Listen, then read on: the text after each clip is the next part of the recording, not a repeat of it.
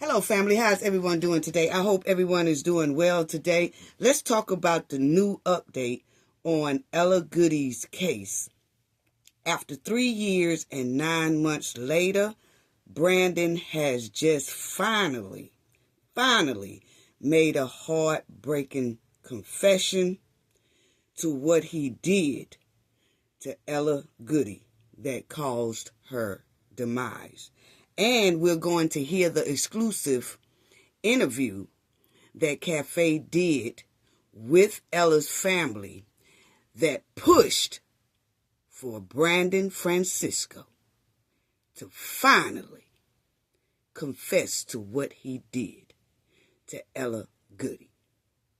Oh, we got a lot of tea to spill today, family. But first, y'all already know what we got to do for the ones in the back. This video is under fair use. Copyright disclaimer under Section 107 of Copyright Acts in 1976. Allowance is made for fair use for purposes such as criticism, comment, news reporting, teaching, scholarship, and research. Fair use is a use permitted by copyright statute that might otherwise be infringing. Non-profit, educational, and personal use tips the balance in favor of fair use. Yes, fair use.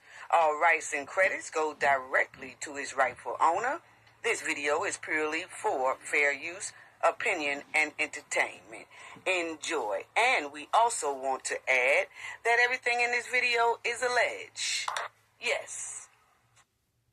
Okay, family, shout out to everyone. Shout out to y'all, sending loves and hugs to y'all. Please subscribe to the channel if you are not a subscriber already. It is so greatly appreciated. Shout out to all our subscribers, old subscribers, new subscribers. Just thank y'all so much for all the awesome support. We want to give a shout out also to our moderators. Thank y'all so much for being with us so long and doing a great job at moderating the channel. Thank you all. So just want to give a special thanks to you all. Let's get right down to it, family. Francisco has finally, after 3 years and 9 months later, confessed to what he did to Ella Goodie. And he confessed in details. And we're going to hear the exclusive interview that we did with Ella's family that pushed so hard to get Francisco to finally confess. This family has been waiting for so long, and Francisco stayed silent for 3 years and 9 months. And finally, he confessed, and now he has been charged with Ella Goodie's demise. It's a joy and a blessing that he has finally been charged with Ella's demise. Sad and heartbreaking situation, but this is exactly what Ella family needed Francisco to do. And he did it this past week. So, y'all remember with Ella Goodie, she picked up Brandon Francisco. He called for an Uber ride, and she picked him up. He wanted her to take him to Missouri, but she said, nah, I can't do that. That's too far. He said, well, how about taking me to Texas? I just need an Uber ride to Texas. And what Francisco was doing was he had a court day that day. He was supposed to appear in court for attempted deletion charge on a man. And his court date came up on that day. Brandon didn't want to go to court, so he was going to flee Louisiana so he didn't have to go to court because he knew that they would most likely keep him for that attempted deletion charge that he had on, on that man. So he had Ella to take him to Texas. And she said, okay, because Texas is about a couple of hours from Louisiana. So she was able to, okay, I take him there for 2 hours. It take me like 2 hours to drop him off in Texas. Then I come back and I could still get back in time before my kids get out of school and things like that. So she did that. She picked him up. But with Francisco, when Ella said she couldn't take him to Missouri and just decided to take him to Texas, he really wanted to go to Missouri. So he had it in his mind and made up his mind that once he got in that car, he was going to carjack her, delete her, take her car, and go to Missouri. And that's exactly what he did. Okay? Now, so that was the story, kind of the background on Ella Goodie's story. I did it in a quick way, but that's basically what happened. Okay? So he took her car, he deleted her, and then he took her car to Missouri to flee Louisiana because he didn't want to go to his court date that he had regarding the attempted deletion he had against him, because he knew that they was most likely going to keep him in jail.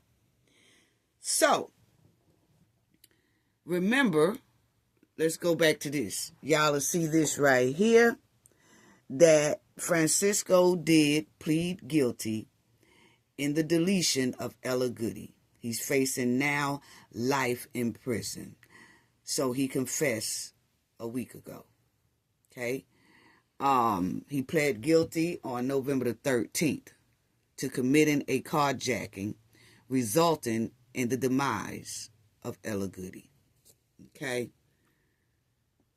That's it right there. So he agrees to a life sentence. We'll get to that. He was already doing, when he fled and he carjacked Ella Goodie, he deleted her, and he took her car to Missouri. When her family reported Ella Goodie missing, it was worldwide report that, hey, this person is missing, her car is missing, her family don't know where she at.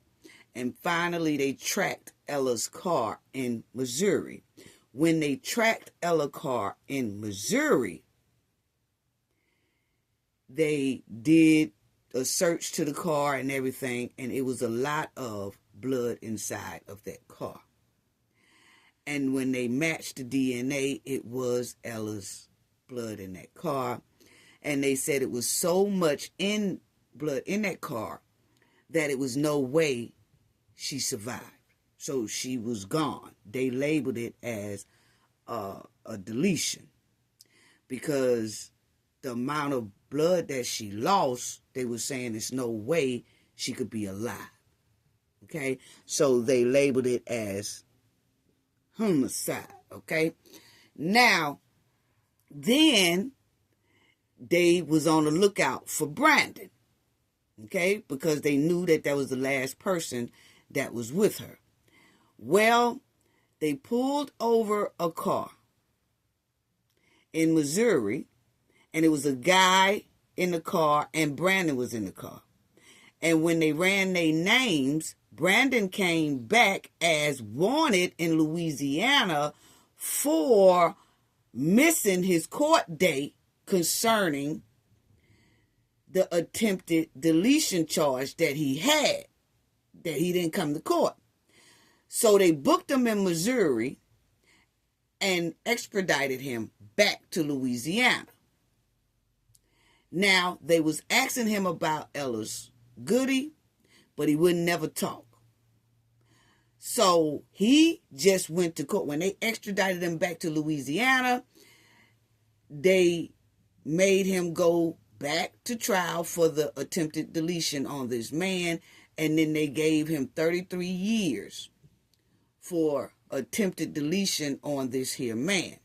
So they put Brandon in Angola prison in Louisiana for 33 years is what they gave him for the attempted deletion on this guy that he did.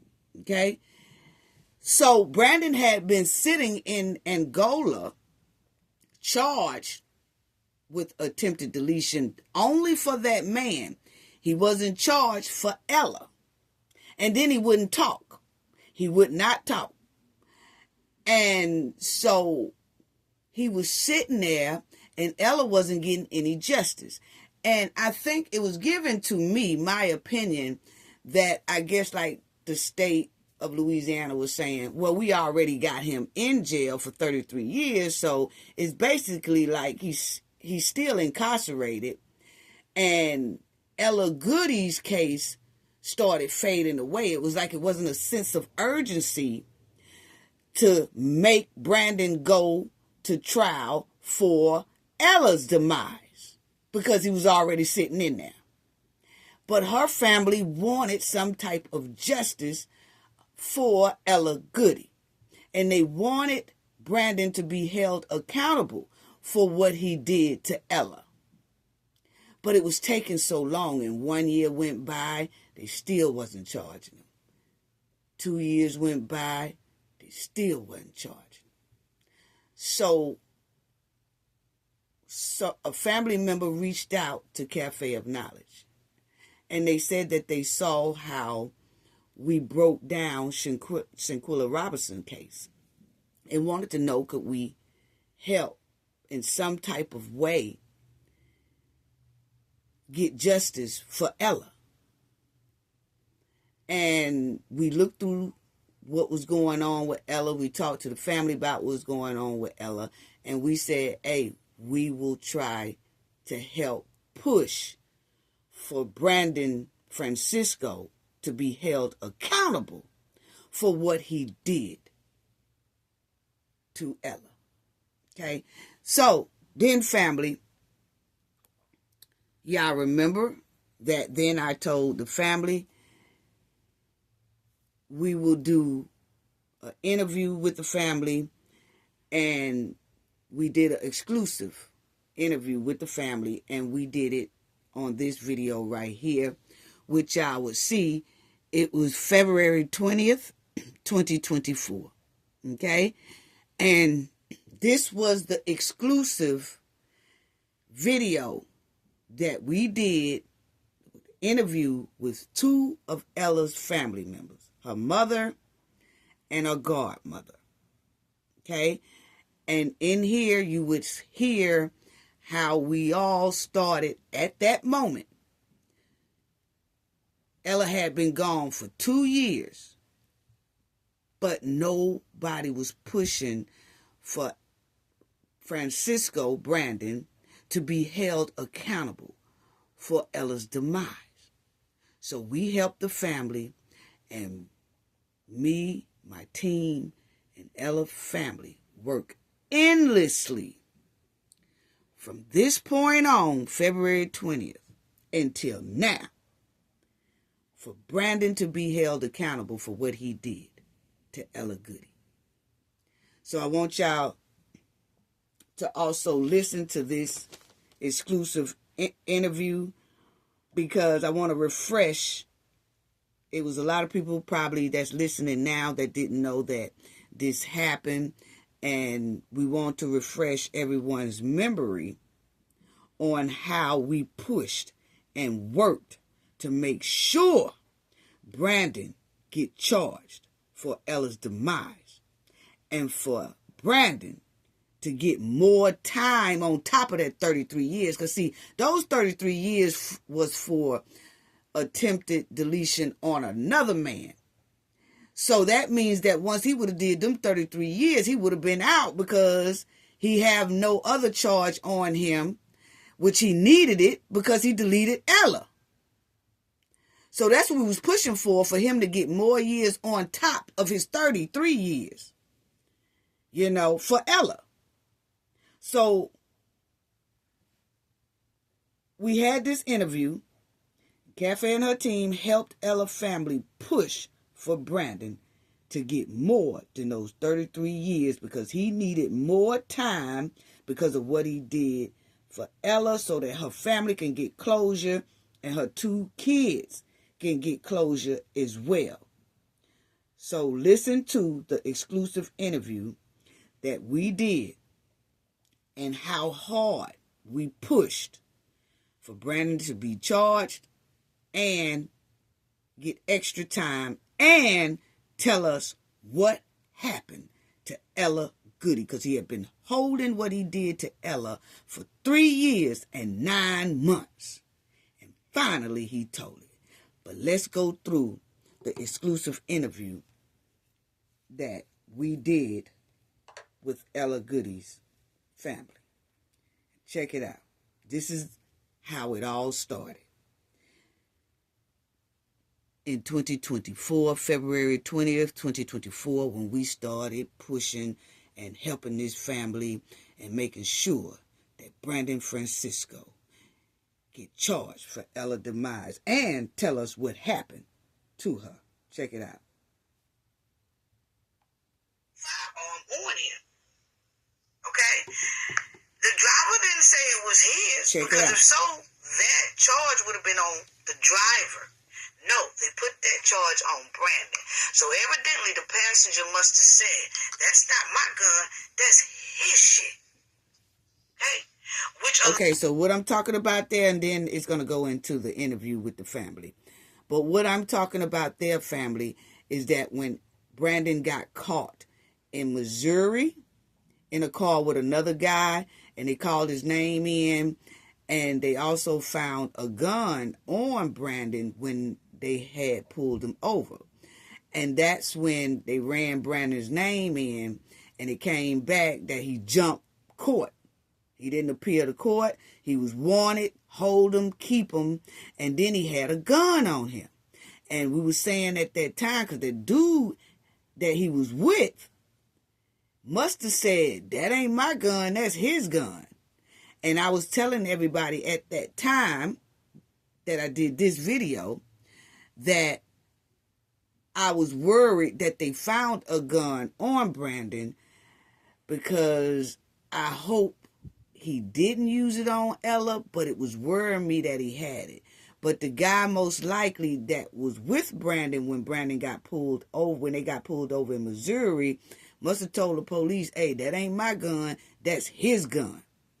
But we'll hear later what Brandon said he did in his confession, which shows that I was saying, I hope he didn't use that gun, but in his confession, he did. So, but let's hear the exclusive interview that I did with the family in 2024 that pushed for Brandon to get more charges and confess. Even more, that Francisco had a gun in his possession, because that leads me to believe he had it also when he was with Ella. And he will use it because he used it on the guy that he thought he deleted and put in a ditch. But that guy survived.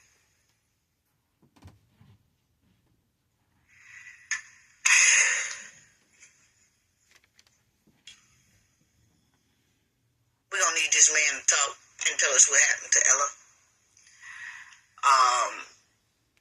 Francisco has only been referred to as a person of interest or whatever, okay? But my thing is,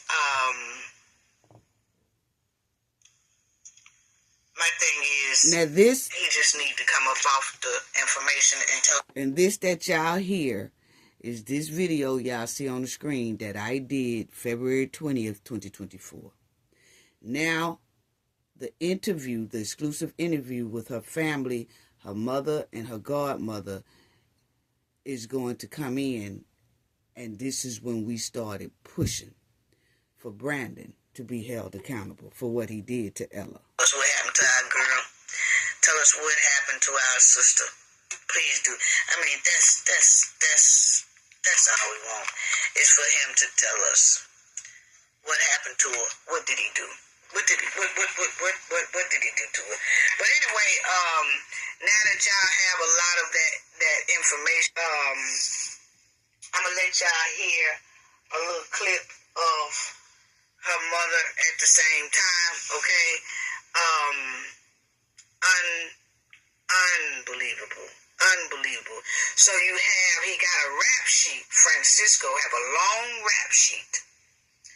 He has a long rap sheet.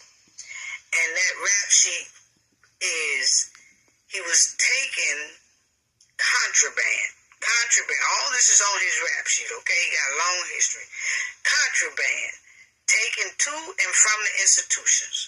Meaning that he was taking drugs in and out of prisons or jails and stuff like that, okay?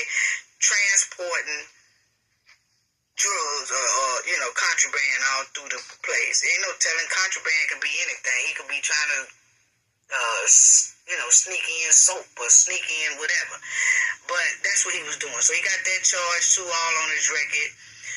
Contempt of court, attempted deletion 2 times, jumping bail, jumping out of state bail, carrying firearm in his possession by a felony, which he ain't supposed to have, unauthorized use of a vehicle 2 times, because remember, he did that with the man that he powed and left in a ditch. And then he took Ella's car as well. So he's been unauthorized use of a vehicle 2 times. Obstruction of justice 2 times. Okay? On that guy case and on Ella's case. Okay? Assault and battery. That's on that girlfriend. Okay? And then the R word that he did. Okay? Now, I'm giving y'all a rundown on everything that Francisco did. He also had a 17-year-old girlfriend back in the day that they had a little argument, and he poked her 23 times. He thought he left her gone, but she survived that. So that was an attempted, deletion charge. Then he ran across this man, took his car, piled this man, threw him in a ditch, and thought that man was dead. But he wasn't. That's the one he was supposed to go to court for, but he didn't, and he got Ella to come get him. He called Ella for Uber and was trying to escape from going to court on that attempted deletion charge. Then, while he's trying to escape the attempted deletion charge of this man, he deletes Ella by taking her car and going to Missouri and fleeing away from Louisiana. So check this out. And then the interview is getting ready to come up. Okay, and then criminal conspiracy. Okay, he got a long rap sheet. This is not a good man. This is a dangerous man. He has a dead look in his eyes that he is very demonic. Okay, and everyone that he done came in contact with, he has left them on a string of life. They holding on by a string. The girlfriend did when he poked her 23 sometimes. She barely survived. And that man, that him and his friend, they took that man's car, they piled him, and put him in a ditch, thinking he was gone. And that man was holding on to a little string of life when he was found. So I don't feel good about Brandon being the last one with our baby girl, Ella. And that's why I want Brandon to be held accountable. And I'm going to let y'all hear I made some phone calls, family. And the team made some phone calls. But Brandon needs to be held accountable. And the state of Louisiana needs to make sure that Ella gets the justice that she needs, because if you ask me, they are the reason why he was able to get to our sister, because if they had her, booked him and locked him a long time ago after he poked somebody for 23 times, he shouldn't have been out there. Then he's out, and then he does this to this man. Then he gets back out again. So at least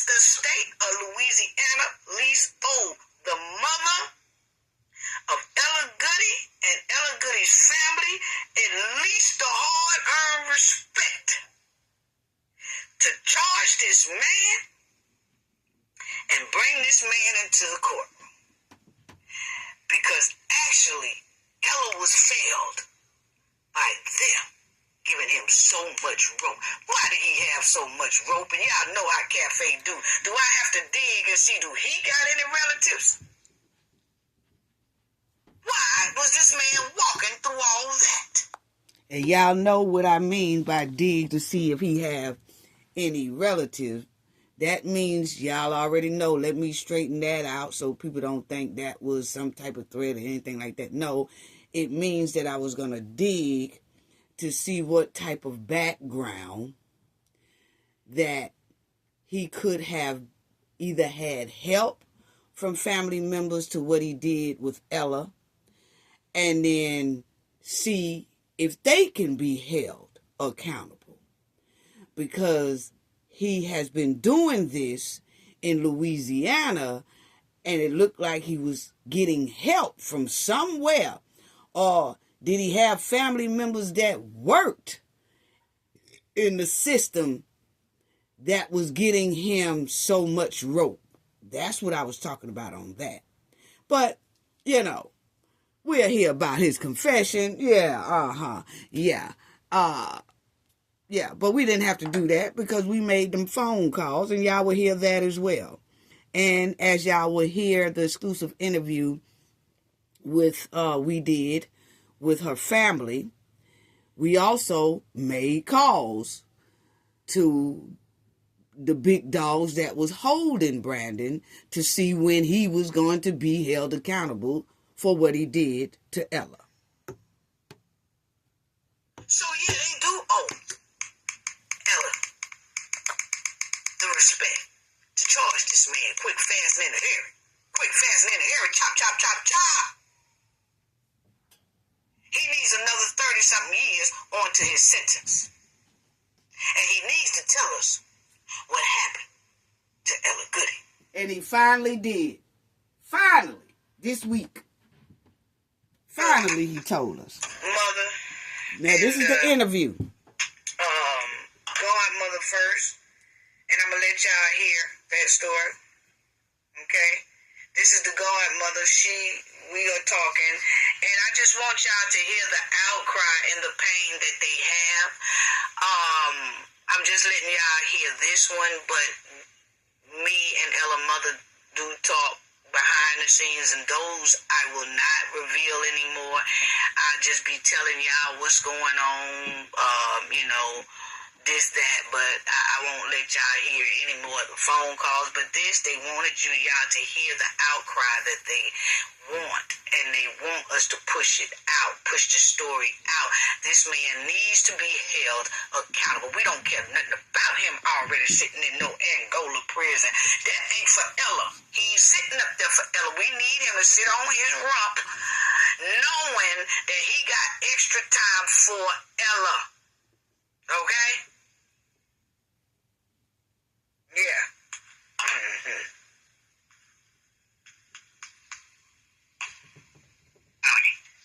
Now listen, this is the godmother. Right, I did see that she had Now, this is the exclusive interview I did with her family. This is the godmother. Right, yes, 2012. The amount of blood that they found in the SUV. That's how they ruled it a homicide. They went on to her house. They did DNA that definitely was her blood. Mm-hmm. And everything. And so that's how they ruled it a homicide. But they won't arrest anybody. They won't charge anybody. Well, I tell you when Brandon Francisco was with her. Mm-hmm. Mm-hmm. Brandon, right, it was called Brandon Frisco. Okay, and family, please understand that when this phone call was made, this was before we dug into this case real heavily. And so a lot of things on here, I will correct it as it plays because now we know a lot more. Okay? So, just take under consideration that this was I was talking to them before we even knew the whole story. So you'll hear me saying, well, I don't understand this and I don't understand that. That's because we was talking to the family before we knew the depths of Brandon. Mm-hmm. She was 37 at the time. Yeah, Francisco. Oh, San Francisco. Friend, right. That's what we have. F-R-A-E. Right. Okay, that's what we have. That's what we have down here. And but the article doesn't say anything about what you're telling me. It's just saying that he drove, I guess, the car up north, wherever, and she was giving him a lift, like the Uber ride or whatever she was doing, and she wasn't found anymore. And I was like, wait a minute.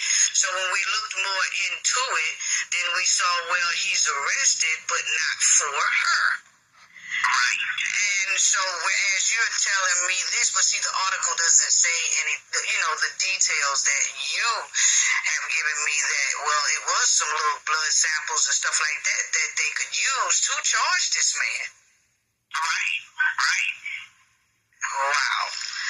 Okay, well, I'm definitely, my name is Vet, and I'm Cafe of Knowledge, if you can write that down.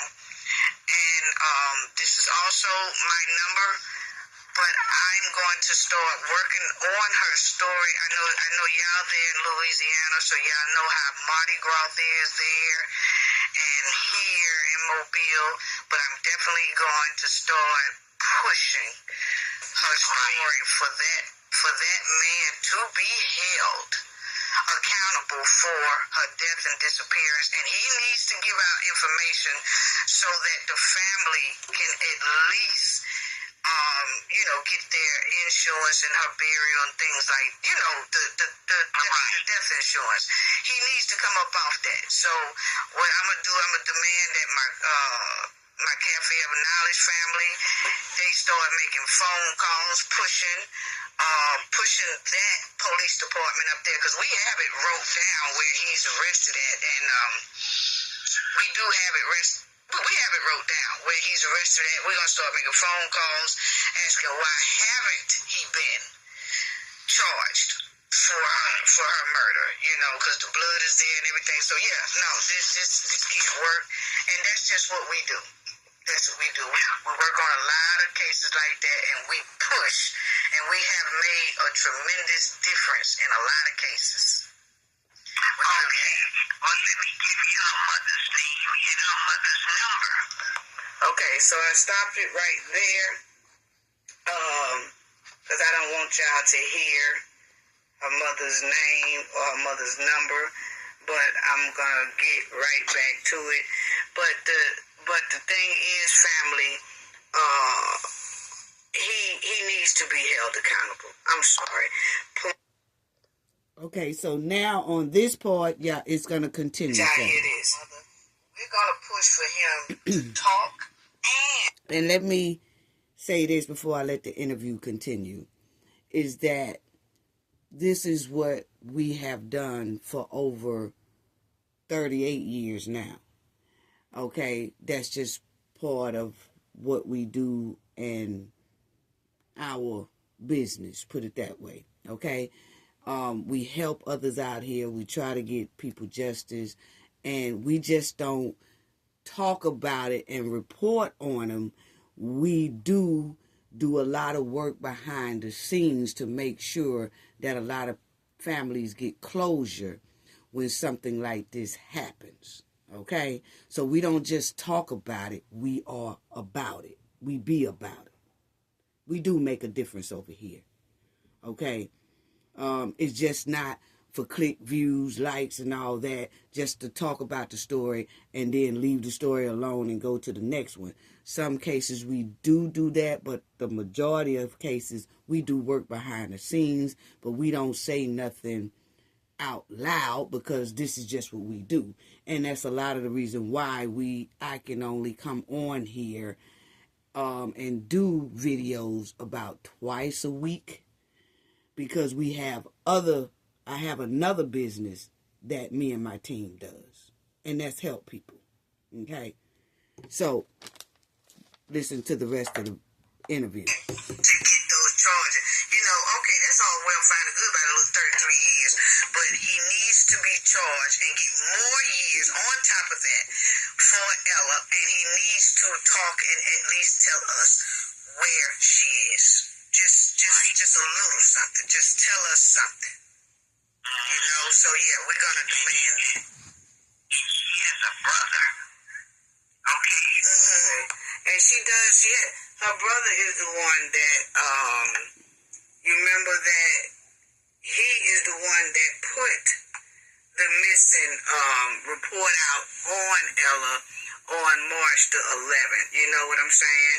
So, let me let y'all finish hearing this. Holding it all in, I just feel like it's nothing too much that he can do, because that's the thing about it. That's why we do what we do, because the mainstream media don't help us like they should, and try to push the word out. They'll tell about the story when it first happened, but after that, everybody lets it go.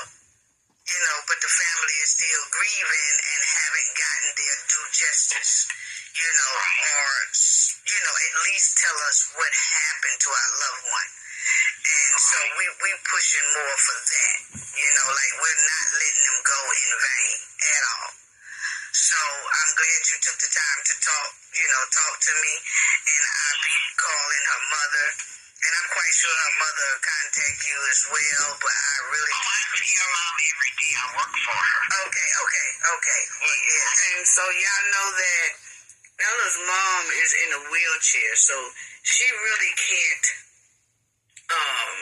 get around and about and try to tackle a lot of things that she wants to, because she don't have a car. She's in a wheelchair, and she's been in that wheelchair a long time, okay? She has an illness that puts her in that wheelchair, okay? And basically, Ella helped out with her mom, when she could, So, I'm going to let y'all finish listening to this. Okay, so, we're going to... So now we go into Ella mom's interview. Our name is very known. So that's the godmother, okay? So right there, she's giving me Ella's mother's number, and so I'm not playing that one. Brandon just is not known for having mercy on his victim's family. He is not at all. He's a very dangerous man, and he needs to tell Ella's family what happened to her. And he needs to get more time in prison for her homicide, is what the police is naming it as. So they need to work the case as that and get him in the courtroom. He needs to tell what happened, and he needs to get more years so the family of Ella Goodie can have closure. Now this is... And I appreciate you so much, because it's like, we don't have nobody really trying to push. This is her mother's interview. And I'm in a wheelchair, so I don't have no car. I don't have the ability to go, and do what I would love to do. You know what I'm saying? Right. So, would you like to tell my knowledge family anything? You don't have to be on no phone or nothing. I could do a quick recording, and if you just want to tell them that you appreciate us helping you, or... I need to forget everything people try to do it. I just want answers. I need answers. It's going to be 2 years next month. Tomorrow after this is going to be 2 years this thing going on, And we... no kind of results, no kind of nothing, Okay. Well, we're definitely going to push for you. We're going to push for our sister Ella. Definitely. And I will send you, I send the link to you so you could see it on the YouTube thing of her story. But we have a very close family when it comes to Cafe of Knowledge. And when I say they're going to start writing for you, they're going to start advocating for you, we're going to, call up there to where he's apprehended at, and we want to know where is his charge. He needs a charge. Why haven't he even talked? Who is questioning him? Are they still questioning him? We need to know where our sister is. Something. He just can't sit up there and do just because he's doing 33. You know where her born is, where everything is. Right. Like I said, she was doing interview. You know what I'm saying? Mm-hmm. And how you going to let somebody manage like nobody cares?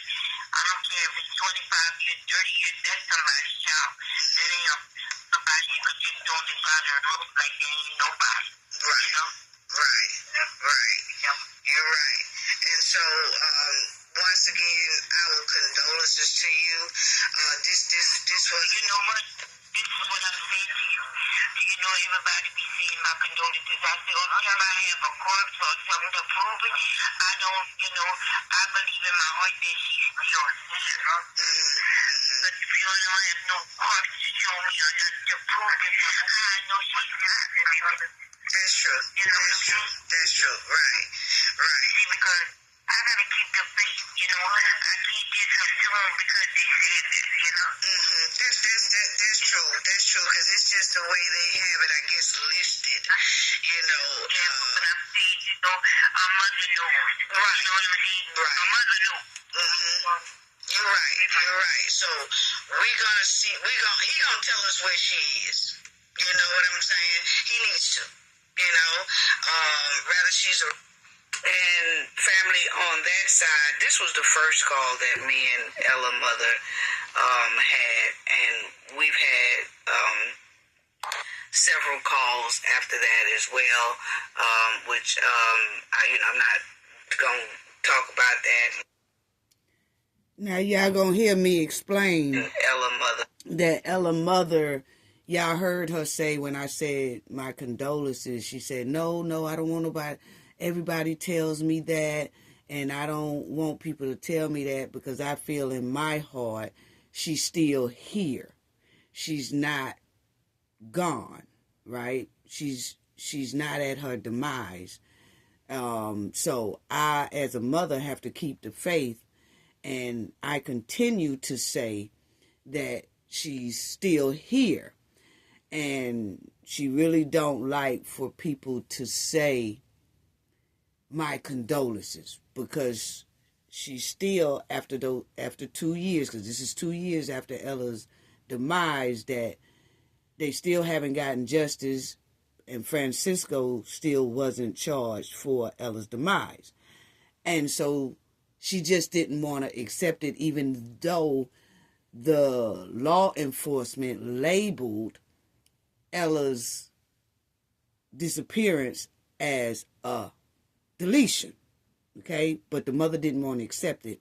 So after I had that first interview with her that y'all heard just then, we had another talk, and I talked with the family as well. One of the kids are staying with the family member now that Ella is no longer here. Had a talk with her as well.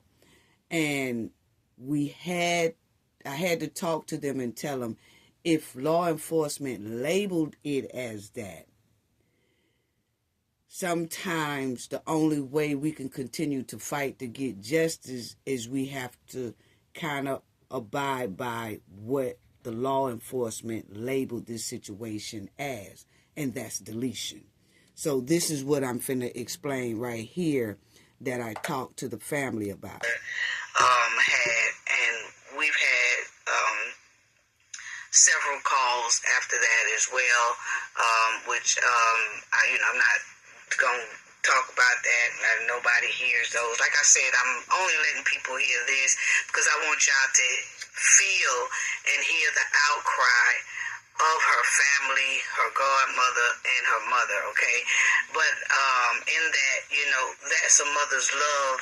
And she said, she didn't want anyone saying my condolences because she don't have a body or anything yet. And that's the first call right there that you hear. But we did talk again, and I was trying to explain that once police put homicide, then we have to push it as that. Because if they're saying homicide, but then you come behind them and say, nah, because I believe she's still here, that's when they stop pushing. Because, see, now they're thinking that you might know where she could be or that she's still alive or something, and then they say, well, we ruled it a homicide, but she thinks she still has breath in her body, so, hey, maybe she'll call one day. And they put that file clean up under the basket, okay? Sometimes. So when they label it as homicide or deletion, you want to kind of leave it at that. And in the inside, you say to yourself, my baby is still here. I feel like they're still here, and I'm going to pray on it, and maybe one day they'll be found. But you do that on the inside, family, because once the police has ruled it as deletion, you want them to push for it as that. And then that's when they do more of a push, because they're trying to find a lot of evidence. They're trying to get it, and then you help push as well, and your family help push. But when you say, nah, I don't believe they gone, and then the police bag up a little bit, and it's sad to hear that, but sometimes they will. Not all the time, but sometimes they will. But you don't want to let that sometime they will be your case. They handle it. So when they label it at that, don't combat them. Okay? Make them come up off that evidence that proves that. Okay? And the only way to make them come off that evidence to prove that is you have to push for that. Okay? So, we did talk about that on the second one. But anyway, let y'all finish listening to it. Around the corner from him or something. He's going to have to let us know something. I don't think it would have to pretty much as you know that there's no way to find out something. There's no way you don't know nothing. That's all I'm saying. You're right. And so I appreciate you just at least taking the time. And I was telling her godmother the same thing. I said, family, I forgot to tell y'all this. During these phone calls, okay, I tried to Derek Senegal, public information officer who was on the interviews talking about Ella's case when it first happened. No success there. And then the Paris Police Jury Department, where I just let y'all know that the Amber is supposed to be calling me back tomorrow. But actually, when I called, nobody can really, they remember it, but it's not together. You see what I'm saying, family? It's as if it's who? And you say Ella Goodie. They look it up. Oh, that's not us. Let me transfer you here. They transfer me there. Who you wanna? I say Ella Goodie, Brandon Francisco. That case was going on with it. Oh, that's not us. Let me transfer you. Yeah, that's what they were doing, friend. So it's given that Ella's case has not even been looked at. I mean, that's just my... And that's when we started making phone calls, family. We were trying to contact the police department, the sergeant that was always on the news, and we could not get in contact with him to, to get some information or anything like that. So we was calling everywhere. So listen how we was calling everywhere. Check it out. Let me see.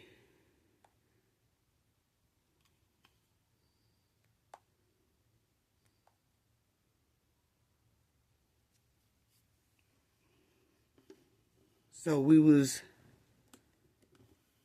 calling all over trying to get, I was trying to get this thing to play and it's not playing. But anyway, we was calling all over trying to get some information on Francisco, and we was just coming to a standstill for some reason. I don't know why we kept going to a standstill. It was pretty terrible, let me say that, for one thing. So here it goes. I'm gonna let y'all here continue. But the bottom line is we called all over Louisiana trying to figure out why Francisco wasn't being charged for Ella's demise, and we also wanted to know when will he be charged, for Ella's demise. So let me let y'all hear that as well. And I do want to say this. Hold on 1 minute, family, because I'm having a little difficulty.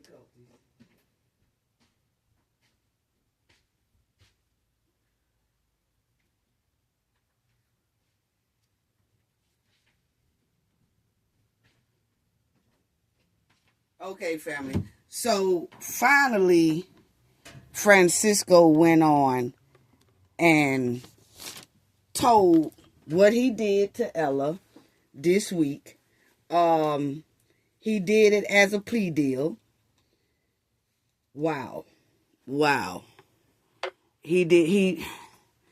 I tell y'all, the plea deal was terrible. It was terrible, family. I can't wait till y'all hear what he said he did. Very heartbreaking. We kind of knew it. Just, it's what we all wanted, but to hear it was very heartbreaking to hear. So, let me let y'all hear that part right there. And it'll be over. While it's fresh on my mind, while I'm waiting on her to call. So this will be back in the morning, so we'll wait on Amber to call us back. If Amber don't call us back, then, we'll talk about it, family. But that's what I just wanted to say, and I want to just say it right now while it's fresh on my mind, while I'm waiting on her to call. So then, the next morning, I waited for Amber, and Amber did not call me.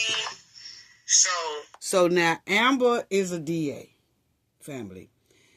Amber Thardox, that's who Amber is, as y'all see on the screen. This is the people who was handling Ella's case. And the family wasn't getting any type of response from anybody. The family said every time they tried to call about Ella's case, they couldn't get anybody to tell them any information. They wanted to know how far along were they. Are they going to charge Brandon? But they never could get any answers. And it was hard for us to get someone too. But my team wouldn't stop. And they knew exactly who to contact in Louisiana. They also got information on who is actually handling Ella's case. And that's when we was told the Amber Thardox, Director of Litigation Support, part of the DA. Okay, and we got in contact with we got in contact with Amber about Ella, and Amber was the one over Ella's case. So I called Amber, finally got some type of information, and this was it right here. I called her. This is the next one too, family. Day two. Day two, I was calling Amber. Like she said she would. Is not available to take your call. Please leave a message after the tone. Press the pound key to end recording.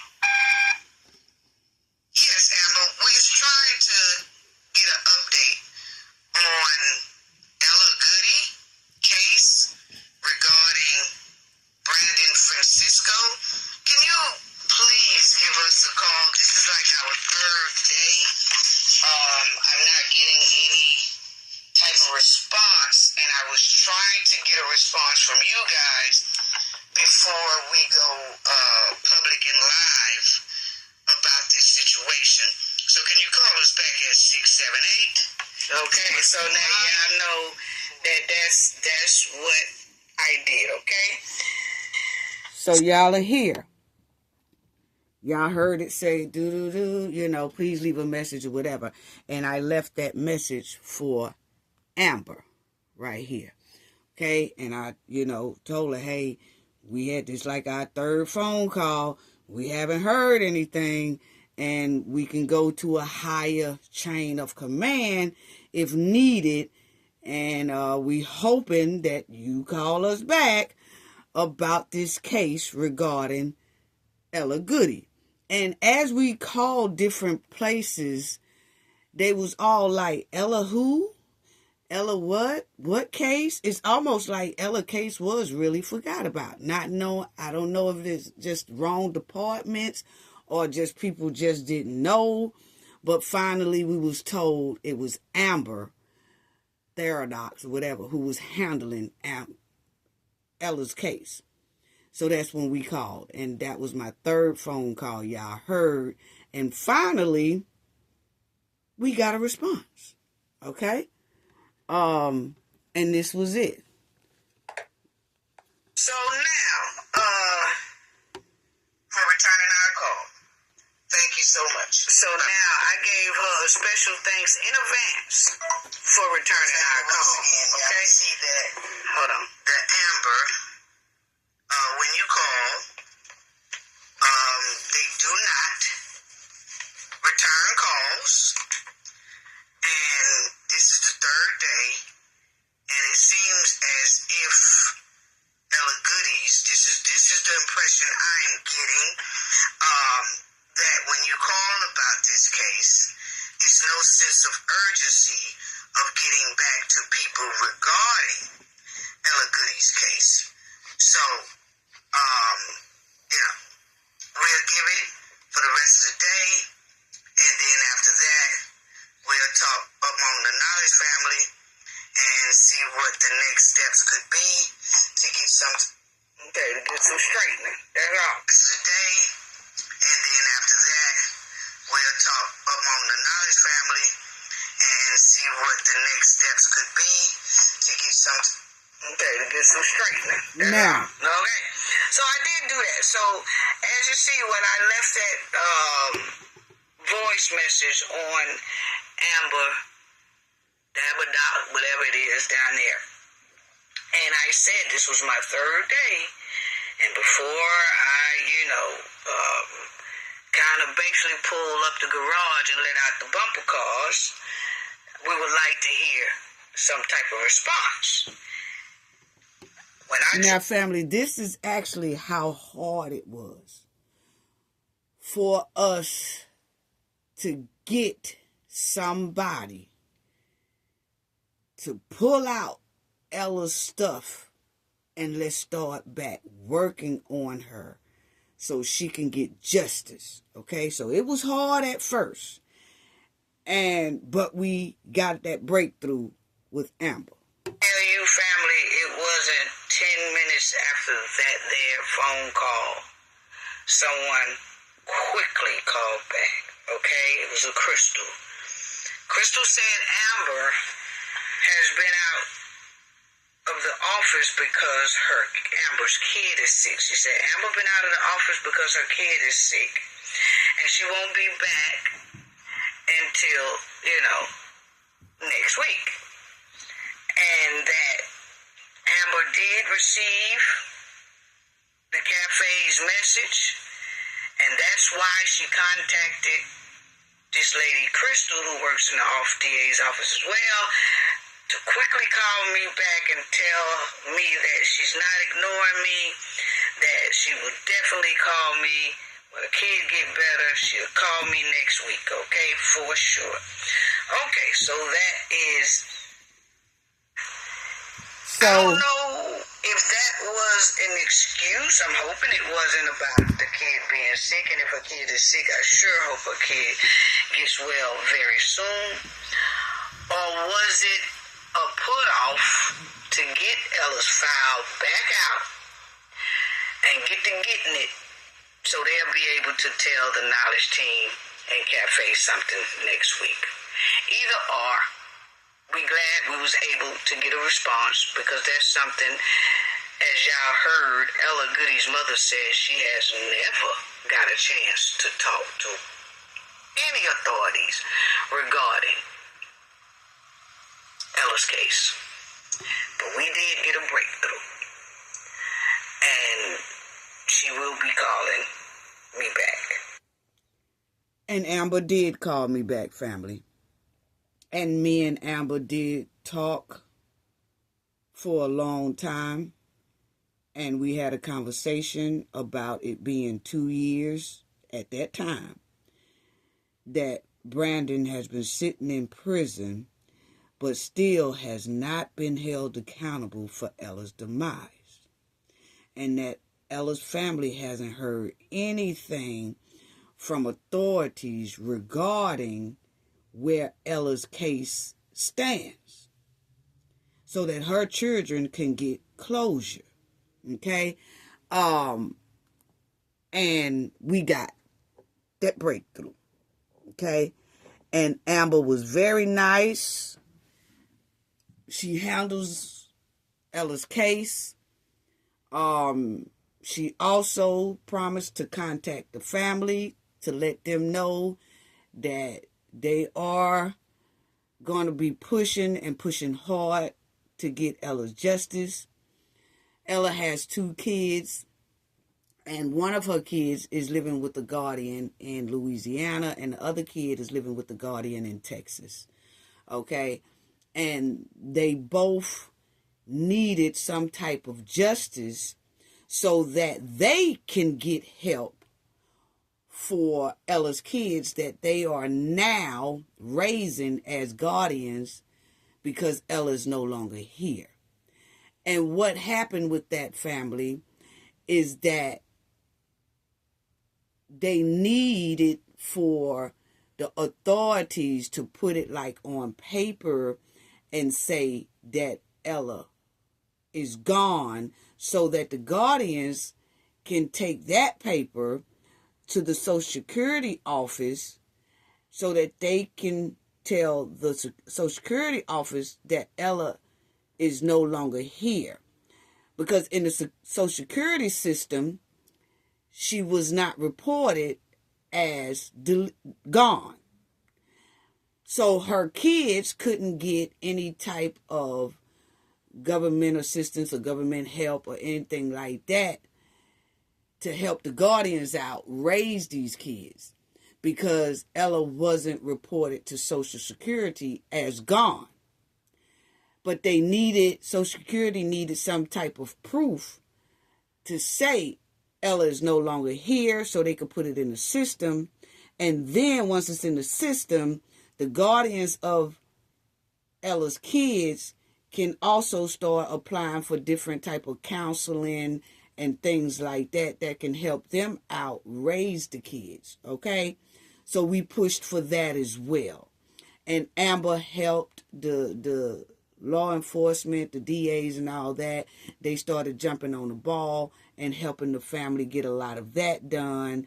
And once they got that done, and it was in their Social Security office as that, Then it made it go another step where they definitely started pushing for Brandon to be held accountable for Ella's demise.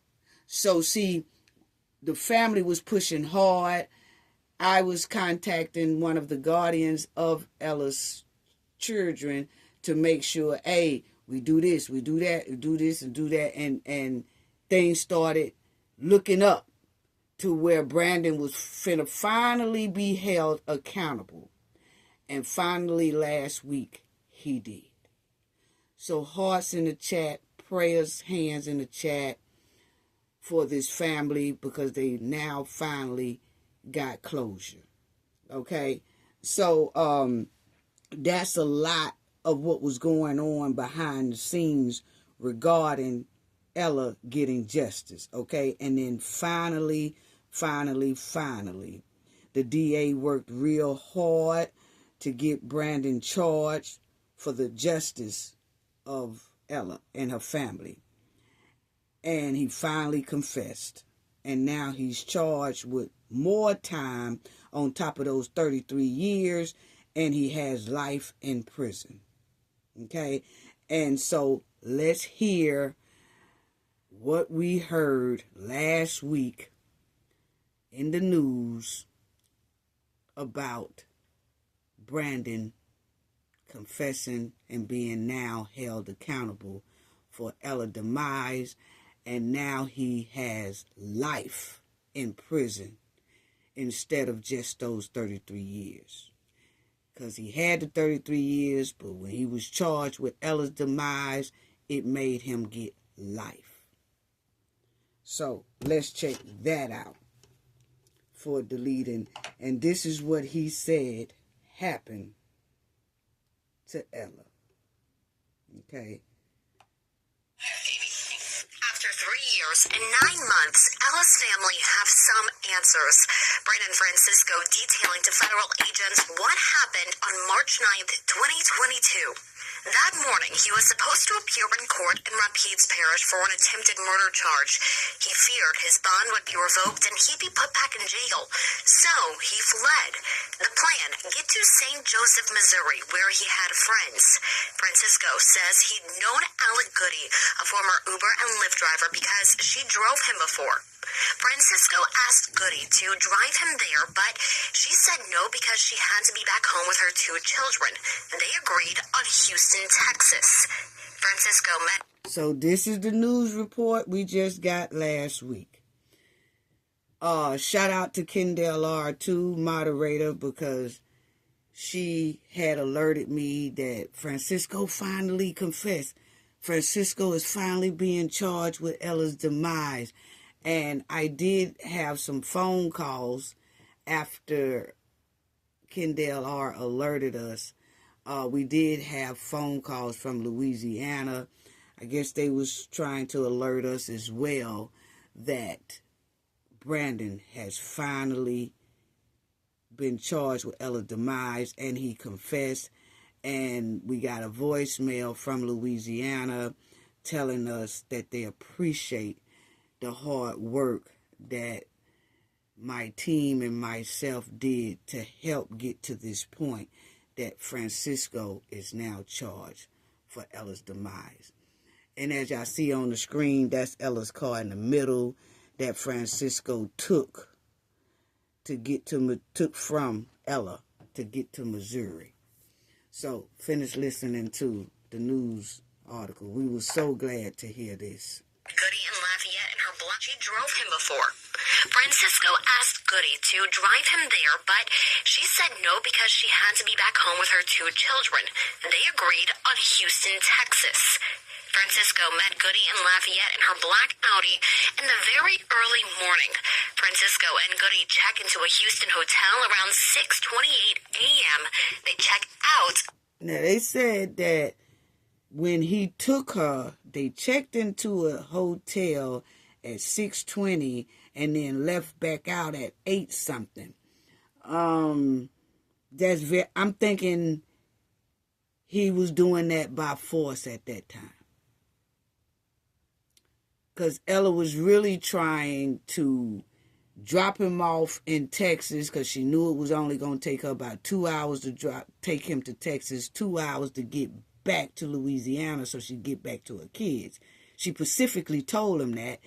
That's what he said. You hear it on the news. This is part of his confession, is what he said happened and what he did to Ella. Okay?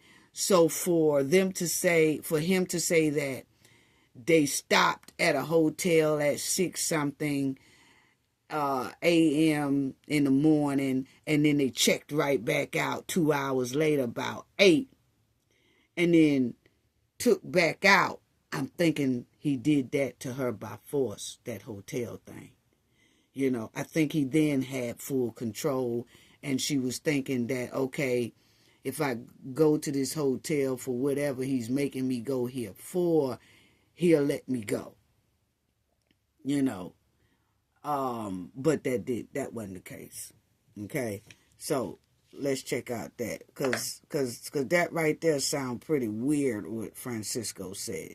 Goodie in Lafayette in her black Audi in the very early morning.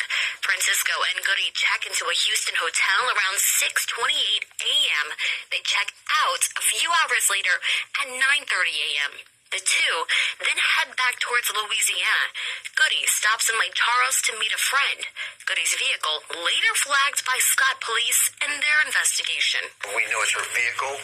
Due to the tinted windows, it's undetermined if she was driving or if anyone was with her at that time on March the 9th. We know now that Goodie was with Francisco. After the stop in Lake Charles, Goodie and Francisco take off again on I-10. Near Iowa, Goodie and Francisco's cell phone activity stops for 51 minutes.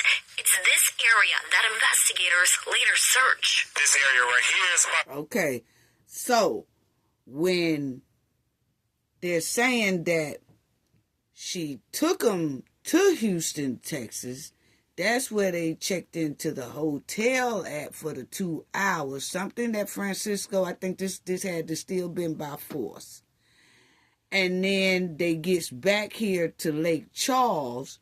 That's where everything stops before she gets back home to Louisiana. So he did something to her here in Lake Charles. This is why they searched this area so hard. Because her phone went offline, dead, and he cut his phone off, dead. Okay? And then after that, Francisco was by himself, and that's when, at this point, whatever he did, then he took off to Missouri. Okay? And that's what happened on that. This is his confession that he said he did. A 50 square mile. Okay, so we know now that Goodie was with Francisco. After the stop in Lake Charles, Goodie and Francisco take off again on I-10. Near Iowa, Goodie and Francisco's cell phone activity stops for 51 minutes. 51 minutes. It's this area that investigators later search. This area right here is about a 50 square mile area, and within that area, there are specific areas they are targeting to...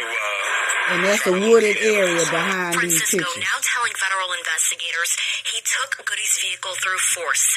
He took the firearm she kept in her vehicle for protection, shot her several times, disposed of her body, and fled in her car. After killing Ella, Francisco spent the night in Bedford, Texas. The next morning, he arrives at a So you see what He arrives at did? a friend's home in Missouri. 15 days later, he's arrested. Francisco has Goodie's firearm and key fob. He also admits to giving a false statement, blaming another man for killing Ella Goodie. 6 days later, Goodie's vehicle is found in Missouri, hidden at a home. The front passenger floorboard covered in blood. 2 bullet holes pierced the vehicle. I mean, a vehicle is just an object, just a thing, but we'd rather find a person wherever she's at. 3 months after Goodie disappeared, investigators say this. They are transitioning this actual missing person case to a homicide investigation. Francisco initially pled not guilty to the federal charge against him of committing a carjacking resulting in death. But just recently, on October 29th, 2025, Francisco changed that plea to guilty. He agreed to spend the rest of his life in prison. The federal court documents, however, make no mention of Goodie's body.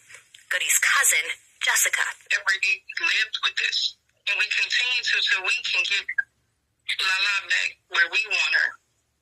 And a federal judge must now accept Francisco's plea. His sentencing is set for January 27th, 2026. It's important to note Francisco was facing charges in Rapides Parish before Ella Goodie's death for attempted murder. So what he did, been a long road trying to get from her being killed to the suspect, Francisco admitting that he did it. Again, his sentencing is set for January of next year. Cousin of Ella Goodie, Jessica Goodie, says it's been 3 years and 9 months. The family had to live with what happened to Ella. We won't have closure until we can do what we need to do and have her home. While pleading guilty, Francisco admitted to carjacking an Uber and Lyft driver who was also a mother of 2 minor children. Francisco further admitted that while carjacking and killing the victim, he shot her several times and then disposed of her body before fleeing with the vehicle. He never left us. Every day we feel this. It does. It's not every day when we look at her picture. Every day. It does. It's not every day when we look at her picture. Every day. We feel this. This didn't go away from us. It may go away from all the public eye because it's not in the news every day, but every day we lived with this. And we continue to so we can get Lala back where we want her. Is that all of the state charges will be dropped for him. Pleading guilty to the federal charges, Francisco will spend life in federal prison without no possibility of parole. Okay. Well, justice was served. He's now been charged with Ella's demise. He finally confessed. And he took that plea deal. When he confessed, he got a plea deal that all of his state charges be dropped. And he will stick with his federal charges of deletion of Ella Goodie, which will give him life in prison. But he will then be moved from Angola prison to a federal prison. So that's probably why he made that plea deal, is because that would get him out of Angola, which is one of the hardest and toughest prisons in the United States. He most likely wanted to get his ass up out of Angola and he go into a federal prison where it's not as gangster as Angola, which shows you he's a coward, okay? That he wanted to be put somewhere else besides Angola. Angola must have been giving him the work up in there about deleting this woman, Ella Goodie. And he wanted to come up out that joint. And now he's confessed. So he had 3 years over there in Angola. And it must have been working him. And so now he confessed, along with the pressure that we also, Ella's family, was putting on to get him charged. And Cafe was making those phone calls, and the team, to make sure that, hey, it's been 2 years at that time. When is he going to get charged? And they got on the ball and charged Brandon Francisco. And now he has life with no possibility of parole. Yes. Good riddance. But that shows that he ain't as tough as he think he is. And he thought wasn't nobody gonna push. He thought because he was sitting in there for them 33 years that after them 33 years he'll go on and get out. No. It don't work like that, Brandon. We was pushing hard for you to get that charge for Ella, which turned out to be life. So that was the update. It's a good update, but they still hadn't said, and he didn't say. He just said he disposed of Ella, but they didn't say that he said where he disposed of her. And it's been 3 years and 9 months, so don't know. It's a lot of water in that area. It's a lot of rivers in that area where the phones stopped for 51 minutes. 51 minutes is a long time.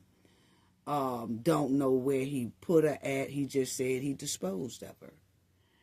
And if he left her out in the opening, probably won't find her, or it'll be, I don't know, some animal or something. I just don't even want to go there.